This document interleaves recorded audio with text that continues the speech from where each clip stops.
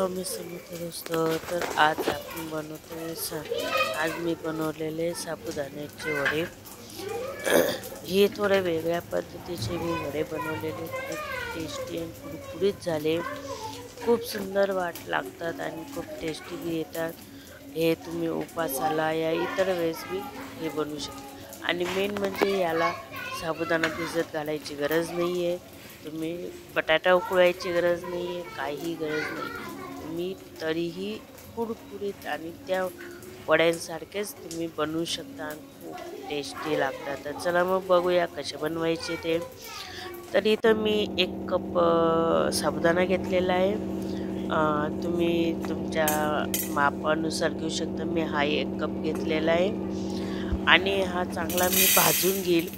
इथे मी तवा गरम करायला ठेवलेला आहे, त्याच्यावर मी मस्तपैकी भाजून घेईल. जसं आपण बटाट्याला आपलं पापडांना वगैरे भाजतो ना, त्या पद्धतीने भाजून घ्यायचं आहे. कुरकुर मस्तपैकी थोडासा नॉर्मल कलर बदलू द्यायचा, जास्त कलर नाही बदलू द्यायचा. आणि हा मस्तपैकी भाजून घ्यायचा आणि नंतर मग बारीक करून घ्यायचा. हे बघा, ह्या पद्धतीने मस्तपैकी बारीक करून घ्यायचं आहे. हे बघा, ह्या पद्धतीने मस्तपैकी भाजून घ्यायचा तो आणि ते हे करून घ्यायचं. तुम्ही बघू शकता, नॉर्मल मी सुद्धा कलर चेंज नाही करणार आहे. तो असा लालसर या वगैरे काही होऊ द्यायचा नाही, पण मग एकदम याच्यात भाजायचा आहे तो. बघा, इथं माझा हा मस्तपैकी भाजला चाललेला आहे, तुम्ही बघू शकता. अजून कलर चेंज नाही झालेला आहे, तोपर्यंत मी भाजू देईल आणि त्यानंतर मग थंड व्हायला ठेवेल. बघा, या पद्धतीने आता इथं माझं कंप्लीट झालेलं आहे. आता आम्ही एका डिशमध्ये काढून थंड होऊ देईल आणि मग नंतर बारीक करू. हे बघा, इथं मी आता इथं डिशमध्ये काढून घेते आणि पूर्ण थंड होऊ देईल. अजून खूप गरम आहे. तर हे बघा, तर इथं हे बघा, तुम्ही बघू शकता, आपण हात लावू शकतो, म्हणजे पूर्ण आपला थंड होऊन गेलेला. आता हे मिक्सर जारमध्ये टाकेल आणि मी मस्तपैकी बारीक पेस्ट करून घेईल. जसं आपण पापडांना वगैरे करतो त्या पद्धतीने मस्तपैकी बारीक करून घ्यायचं आहे. हे बघा, इथं मी आता मिक्सरला लावून मस्तपैकी बारीक करून घेईल.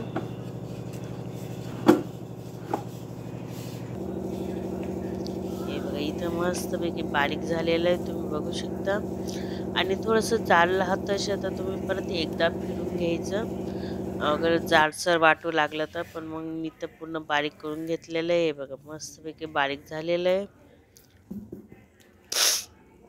तर आता हे मी एका याच्यात काढून घेईल इथं आणि त्याच्यात थोडंसं शेंगदाण्याचं कूट टाकेल. जवळजवळ अर्धा वाटी शेंगदाण्याचं कूट आहे. तुम्ही तुमच्या हिशोबाने टाकू शकता, थोडं जास्त बी टाकलं तरी चालेल. इथं चवीनुसार मीठ टाकेल आणि हे बघा, आणि नंतर मग पाणी टाकून हे मिक्स करून घेईल. हे बघा, हे मस्तपैकी आता मिक्स करून घ्यायचं आहे आणि नंतर मग पाणी टाकून व्यवस्थित मिक्स करून घ्यायचं.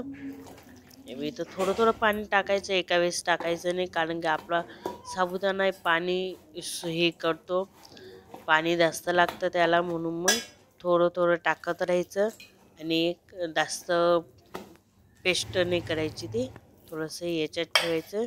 आता हे बघा, हे माझं मस्तपैकी झालेलं आहे भिजून. आता इथं मी 15 ते 20 मिनटं हे जास्त नाही, 5 ते 10 मिनटं ठेवायचे आपण साईडला. तोपर्यंत आपण दुसरं एक आयटम करायचा आहे, तो करून घेऊ. हे बघा, इथं मस्तपैकी आता हे झालेलं आहे, हे झाकून मी आता ठेवून देईल आणि नंतर मग इकडं मी एक बटाटा किसून घेईल. हे बघा, इथं 5-10 मिनटं झालेले आहे, मस्तपैकी आपलं हे होऊन गेलेलं आहे. इथं मी एक बटाटा घेतला, जो किसून घेतलेला आहे, आणि 2-3 हिरवी मिरची घेतली, हे पण आपण इथे टाकून घेऊ. बटाटा नॉर्मल साईजचा होता. एक बटाटा घेतला होता मी, तो कद्दूकस करून घेतलेला, जसं आपण रेग्युलर किस करतो तसं बारीक किस करून घेतलेला आहे. आणि त्यानंतर मग पॅनमध्ये मी गरम तेल करायला ठेवलं आणि इथं मी एक पिशवी घेतली, त्याच्यावर मस्तपैकी ते एक थोडंसं गिल आहे बघा, हे थोडंसं गिल आणि असं गोल आकार देऊन देईल. थोडंसं जाडसर ठेवायचं, जास्त बारीक नाही करायचं आहे बघा. इथं मी ना ते मस्तपैकी हे करून घेईल. साईड थोडीशी हे होईल, कारण की आपण किस टाकलेलं आहे त्याच्यामुळे ती साईज बिघडेल. तुम्ही पाहिजे तर हातावर बी करू शकता, हातावर बी एकदम छान येतं. तसं काही नाही की तुम्ही पिशवीवरच कागदावरच करायला पाहिजे असं काही नाही. हे बघा इथं मस्तपैकी आता इथं मी साईडला टाकून दे. हे बघा मी ऑलरेडी भरपूर केलेले आहेत. काही मी हातावर केले, काही मी पिशवीवर केले. दोघं पद्धतीने करून पाहिले. खूप सुंदर झाले, खूप टेस्टी पण आले ते. बघा मस्तपैकी ह्याच पद्धतीने मी आता अजून बाकीचे करून घेईल आणि त्यानंतर मग पॅनमध्ये मी थोडंसं तेलामध्ये तळून गेले. बघा हे मस्तपैकी अशा पद्धतीने मस्तपैकी गोल आकार द्यायचा. पाहिजे तर तुम्ही पाहिजे त्या आकारात करू शकता, तसं काहीच नाही आहे. हे बघा इथं मी आता भरपूर करून घेतले. आता मी हे तळून घेईल. हे बघा आता इथं मी पॅन ठेवलेलं आहे गरम करायला, तेल चांगलं गरम झालेलं आहे. आता इथं आपण एक एक टाकून घेऊ. जास्त करून नाही ठेवायचं, कारण की ना ते लगेच पाणी सुटतं आणि हे होतं.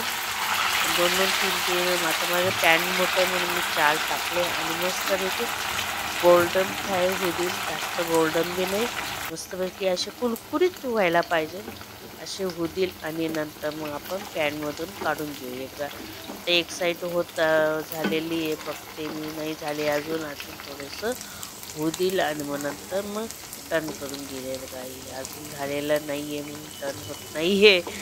आणि थोडंसं पॅनमध्ये ना टर्न करायला थोडंसं जमत नव्हतं, खूप प्रॉब्लेम येत होते मला. तर हे बघा या पद्धतीने मस्तपैकी आता दोघं साईड फ्राय करून घेईल. मस्तपैकी झाले होते, खूप छान मस्त असे कुरकुरीत व्हायला पाहिजे. गॅस मी मिडियम ठेवलेला आहे, जास्त फुल गॅस ठेवलेला नाही. आणि एकदा तेल गरम केलं ना तुम्ही, कमी गॅसवर मी मस्तपैकी फ्राय होऊ शकता. तेल गरम नसेल तर तुम्ही थोडंसं फुल गॅसवर तुम्ही तळू शकता. पण एकदा तेल गरम झालं ना मग एकदम मिडियम गॅस ठेवायचा, एकदम बेस्ट येतं, खूप छान येतं, खूप सुंदर बी येतं. हे या पद्धतीने आपण तुम्ही ट्राय करू शकता. खूप छान झाले, इतके सुंदर झाले ना. माझी आधी लाकडी मी खुर्पी घेतली, त्याच्यात मला जमत नव्हतं पलटवायला, तर मी आता ही स्टीलची घेतली, हिच्यावर पटपट जमतंय तर हे करायला. तर हे बघा या पद्धतीने मस्तपैकी झाले, खूप सुंदर झाले. माझ्या मिस्टरांनी ते लगेच गरम गरम खायला घेतले. आणि एकादशी होती, उपवास होता. म्हटलं चला आता काहीतरी नवीन आयटम बनवायलाच पाहिजे, उपवास आहे म्हटल्यावर. हे बघा इथं माझे मस्तपैकी झालेले आहेत, कुरकुरीत झालेले आहेत, खूप सुंदर झालेले आहेत. आता हे मी काढून घेईल एका पॅनमध्ये आणि दुसरे तळायला घेईल. हे बघा तुम्ही बघू शकता किती छान झालेले आहेत. एकदम मस्तपैकी कुरकुरीत आणि नवीन नाश्ता, तुम्ही नाश्त्याला सुद्धा हे बनवून खाऊ शकता, इतके बेस्ट झाले होते. तर हे बघा इथं किती सुंदर झालेले आहेत, मस्तपैकी गरम आहेत अजून. तर हे बघा मस्तपैकी झालेले आहेत आणि खूप ह्याच पद्धतीने मी बाकीचे पण तळून घेईल. चला मग बाकीचे आपण तळून घेऊया. तर हे बघा इथं मी प्लेट तयार केली. मी इथं शेंगदाण्याची चटणी बनवली होती त्याच्यासोबत खायला. आणि ही आपली हे आपले वडे खूप छान झाले होते. वडे खूप म्हणजे मला ना अजून परत एकदा बनवू असं वाटतंय मला. आता परत दरवेळेस उपासाला मी हेच बनवेल. खूप सुंदर आयटम झालं होतं, खूप खूप छान झाले. ते बघा तुम्ही बघू शकता किती छान झालेलं आहे. तर माझी ही साबुदाणे वड्यांची रेसिपी तुम्हाला कशी वाटली मला कमेंट करून नक्की सांगा. आवडलं असेल तर लाईक, शेअर आणि सबस्क्राईब करायला विसरू नका. आणि माझी डिश ट्राय करत असेल तर नक्की मला कमेंट करून नक्की सांगा. तर पुन्हा भेटूया पुढच्या व्हिडिओमध्ये. तोपर्यंत बाय. श्री स्वामी समर्थ.